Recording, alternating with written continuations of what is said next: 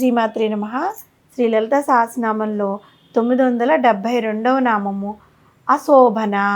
దీనికి అర్థం ఏంటి అంటే సమంతత సౌందర్యవతి. అంటే ఏంటి? సర్వత్రా లేదంటే అంతటా వ్యాపించిన సౌందర్యం కలిగినది అని అర్థం. కొందరు ఈ నామాన్ని శోభన అంటే, ఇంకొంతమంది 462 నామంలో శోభనగా ఇప్పటికే వచ్చి ఉంది కదా, కాబట్టి ఆ నామం మళ్ళీ తిరిగి రాకుండా ఉండడం కోసం అశోభన అని చెప్పుకుంటూ వచ్చారనమాట. ఏ విధంగా అయినా ఈ నామాన్ని మనం చదవచ్చు, కానీ పొరపాటును కూడా అశోభన అని మాత్రం పఠించకూడదు. శోభనత్వము అనే పదానికి అర్థము అందము, పవిత్రత, రెండిటి మేలు కలయికే అన్నమాట. జగన్మాత అతిలోక సౌందర్యవతి.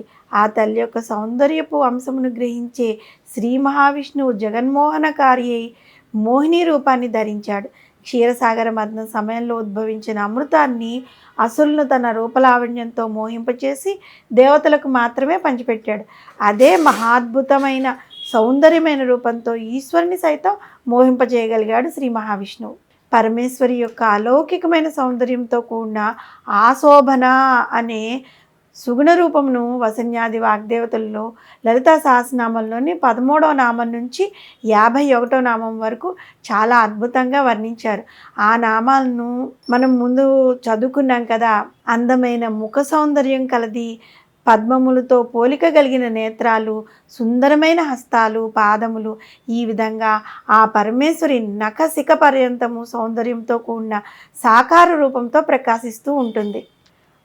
ఆ తల్లి మహాద్భుతమైన అతిలోక సౌందర్యమును తాను కలిగి ఉండటమే కాక ఈ సమస్త విశ్వంలో అణువులోనూ నిక్షిప్తం చేసి ఉంచింది. జగన్మాత యొక్క అలౌకిక సౌందర్యమును జగద్గురువులు ఆదిశంకర్లు సౌందర్యలహరిలోని 5వ శ్లోకంలో ఎంత అద్భుతంగా వివరించారో కదా. అమ్మా, నిన్ను కొలిచి సేవించే జనులకు సమస్తమైన సౌభాగ్యములను ఇచ్చి అనుగ్రహించే నిన్ను ఆరాధించడం వలనే హరి మోహిని రూపాన్ని ధరించి శివుడంతటి వాణ్ణే మోహింపజేశాడు. మన్మధుడు నీ అనుగ్రహం వలననే శరీరాన్ని తిరిగి పొంది రతీదేవికి సంతోషాన్ని కలిగిస్తూ మునీశ్వరులను సైతం మోహపెట్టడానికి సముద్రుడైనాడు.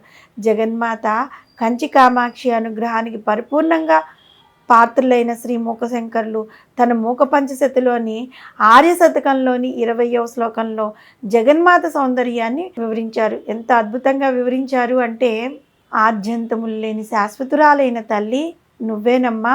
తెల్లటి కాంతులు కలవి ఆమె చిరునవ్వులు, సన్నని నడుము కలిగి పుష్టి కలిగిన మాతృస్థానములు కలది, చల్లని చూపులు తల్లి. అంత మాత్రమే కాక మాటలకు మనసుకు అందిన పరబ్రహ్మతత్వము ఆ తల్లిది. అఖిల జగములను మోహింపచేసే సౌందర్యము, అనంత పోషకతత్వ గుణములు, భక్తుల యొక్క తమస్సును హరించే చిరునవ్వులు, ఎంత భావించినా భావనకందని స్థాయి కలిగి ఉండే సౌందర్యము ఆ తల్లిది.